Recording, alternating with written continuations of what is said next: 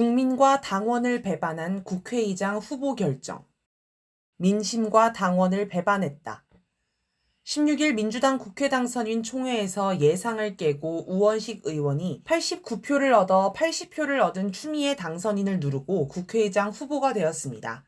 이 결과는 국민과 민주당 당원을 배반한 것입니다. 미디어토마토가 4월 30일 발표한 여론조사 결과 국회의장 선호도에서 추 당선인이 40.3%로 압도적 1위를 차지했고, 그 뒤로 정성호 의원 6.0%, 조정식 의원 5.9%, 우 의원 4.7% 등이 나왔습니다. 추미애 대 우원식의 비율이 대략 9대1 정도로 나온 것입니다. 민주당 지지층만 놓고 보면 추미애 70.6%, 우원식 3.7%로 비율을 따지면 대략 19대1 정도로 더 벌어집니다. 다른 여론조사들도 대체로 추 당선인의 선호도가 압도적으로 높게 나왔습니다. 6대4, 7대3이 뒤집어지면 배반이라고까지 하기는 어려운데 9대1, 19대1이 뒤집어지면 이건 명백한 배반이고 배신입니다.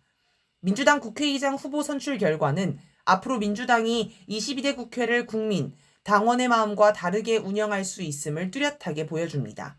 지난 총선에서 민주당 공천을 혁신 공천이라 여기고 새로 당선된 의원들은 21대 의원들과 달리 국민과 당원의 뜻을 잘 받들어 실천할 것이라는 국민의 기대가 허망해졌습니다. 그리고 지금까지 그랬던 것처럼 민주당은 국민이 압박하고 견인해야 할 대상임이 다시 확인되었습니다. 이재명 대표의 지도력 문제? 13일자 한겨레 기사 민주국회의장 후보 친명 아닌 추미애로 정리되나는 국회의장 후보 경선을 나흘 앞둔 12일 친 이재명계의 조정식, 정성호 의원이 잇따라 후보직에서 물러나면서 이재명 더불어민주당 대표의 의중이 뚜렷해졌다. 이른바 명심이 원조 친명 측근이 아닌 개혁성과 당심을 앞세운 추미애 6선 당선자를 향한 것이다. 라고 하였습니다. 누가 봐도 명심은 추 당선인이었던 것입니다. 기사는 특히 친명계 핵심인 박찬대 원내대표가 조정식, 정성호 의원을 만나 당의 주인인 당원이 뽑은 국회의원이 당원과 다른 결론을 내리면 혼란이 야기될 수 있다. 라며 불출마를 종용하는 등 교통정리를 했다고 전하면서 명심은 추 당선인이 확실하다고 보았습니다. 만약 명심이 추 당선인이었는데 명심과 다른 결과가 나온 것이라면 대단히 심각한 문제입니다. 총선에서 대승을 거둔 지금이 이 대표의 권위와 당내 장악력이 제일 강력할 때입니다. 그런데 이 상황에서도 이 대표 뜻대로 일이 안 되면 앞으로 이런 현상은 더 심각해질 것입니다. 민주당 지지자 중에는 문재인 전 대통령과 이낙연 전 대표에게 실망하고 질려서 이 대표에게 희망을 건 사람들이 많습니다. 이들은 민주당을 이재명 민주당으로 만들면 좋아질 거라 여겼습니다. 그래서 당원과 국민이 총선에서 이재명 민주당을 만들어줬는데 정작 국회의원 당선자들이 이 대표의 생각과 별도로 움직인다? 그러면 이재명 민주당을 향한 지지자들의 기대가 산산조각 나는 결과가 나올 것입니다. 이재명 대표의 변심? 이 대표가 추 당선인을 밀다가 나중에 우 의원으로 마음을 바꿨을 수도 있습니다. 추 당선인은 13일 유튜브 채널 김어준의 겸손은 힘들다 뉴스공장에 출연해 이 대표가 잘해주시길 바란다고 얘기했다. 다른 후보들한테는 그렇게 안 했다. 라며 이 대표가 자신을 지지한다고 말했습니다. 그런데 이틀 후 우 의원도 같은 방송에 나와 이재명 대표가 국회는 단호하게 싸워야 하지만 한편으로 안정감 있게 성과를 내야 된다는 점에서 우원식 형님이 딱 적격이죠. 라고 말했다. 라고 하였습니다. 얼핏 모순되는 상황이지만 두 사람 모두 이 대표에게 직접 들었다고 했으니 거짓말은 아닐 것입니다. 그러면 이틀 사이에 이 대표가 추 당선인에서 우 의원으로 지지 후보를 바꿨다고 볼 수 있습니다. 그럴 개연성도 충분히 있습니다. 지난 대선 때 이 대표와 추 당선인은 대선 후보 경선에 나와 경쟁했습니다. 이 대표에게 추 당선인은 대선 후보급 경쟁 상대입니다. 반면 우 의원은 대선 후보급 경쟁 상대가 아닙니다. 또 이 대표는 그간 추 당선인보다 상대적으로 고구마 모습을 자주 보였습니다.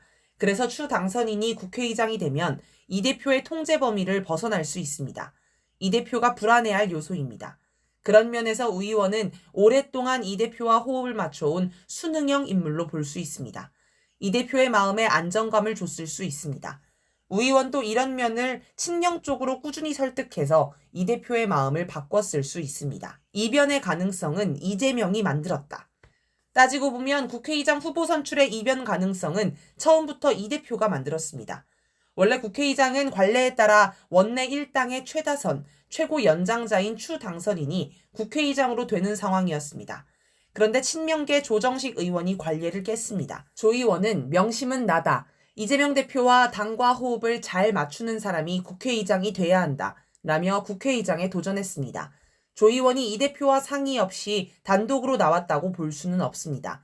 아마 이 대표는 처음에 추 당선인이 마음에 들지 않아 자기가 믿을 수 있는 조정식 의원을 국회의장으로 만들려고 했던 듯합니다. 조 의원이 출마하자 추대라는 관례가 깨지고 경선을 하게 됐으며 경선 공간이 열리자 정성호 의원, 우원식 의원도 도전장을 내민 것입니다. 이 대표는 9일 병원 입원 직전 추 당선인과 여러 측근에게 국회의장 선거 과열이 걱정된다. 순리대로 가야 한다라고 말했습니다. 하지만 아예 처음부터 순리대로 추 당선인을 추대하는 방향으로 몰아갔으면 우 의원도 출마하지 못했을 가능성이 크며 이 대표가 선거 과열을 걱정할 필요도 없었을 것입니다.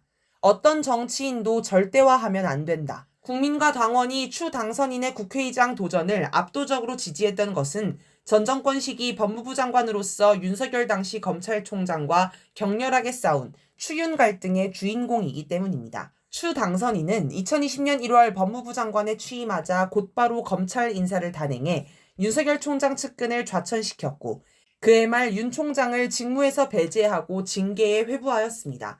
지금까지 추 당선인만큼 윤 대통령과 대립각을 세우며 강경하게 대처한 민주당 정치인은 찾아보기 힘들 정도입니다. 그러나 문재인 정부와 민주당은 윤 총장의 기세에 겁을 먹고 추미애 장관을 도와주지 않았고 오히려 사퇴 압박을 넣어 내리눌렀습니다. 국민은 윤 대통령에게 당한 피해자이면서도 잘 싸운 추 당선인이 국회의장이 되어 윤 대통령을 제압해 주기를 기대했습니다. 특히 윤 대통령이 거부권을 무도하게 행사할 때 국회의장이 나서서 무력화시키는 통쾌한 모습을 보고 싶었을 것입니다.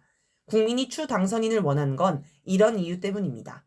사실 추 당선인이나 우 의원이나 본질을 보면 민주당 정치인이라는 점에서 차이가 없습니다. 추 당선인은 협치가 아닌 민치를 선택하겠다고 강조했습니다. 하지만 추 당선인의 과거 경력을 보면 민치에 부합하는 행동만 하지는 않았습니다. 예를 들어 문재인 전 대통령이 법무부 장관을 사퇴하라고 압박했을 때 추 당선인은 끝까지 사퇴를 거부했어야 했습니다. 왜냐하면 당시 국민은 윤 총장과 끝까지 싸우기를 원했기 때문입니다. 당시 추 당선인이 끝까지 사퇴를 거부했다면 문 전 대통령은 사퇴 압력을 거두든 해임하든 선택해야만 했을 것입니다.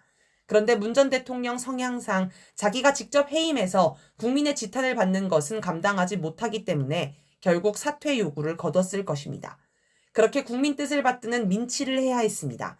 하지만 추 당선인은 당시 민치에 부응하지 못했습니다. 이제 와서 추 당선인은 당시 문 전 대통령이 요구해서 사퇴했다고 얘기하는데 그렇게 얘기하면 안 됩니다.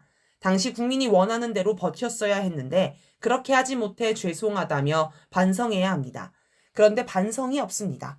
자기 부족함은 없고 문 전 대통령이 시켜서 어쩔 수 없었다고만 이야기합니다. 물론 추 당선인이 개혁적이지 않다고 말하려는 것은 아닙니다. 추 당선인은 민주당 내에서 손꼽히는 개혁 정치인입니다. 하지만 추 당선인이 가진 한계도 잘 봐야 합니다. 어떤 정치인이든 마찬가지지만 추 당선인도 절대화해서 보면 안 됩니다. 추 당선인도 이 대표와 마찬가지로 국민이 직접 압박, 견인해야 하는 정치인입니다.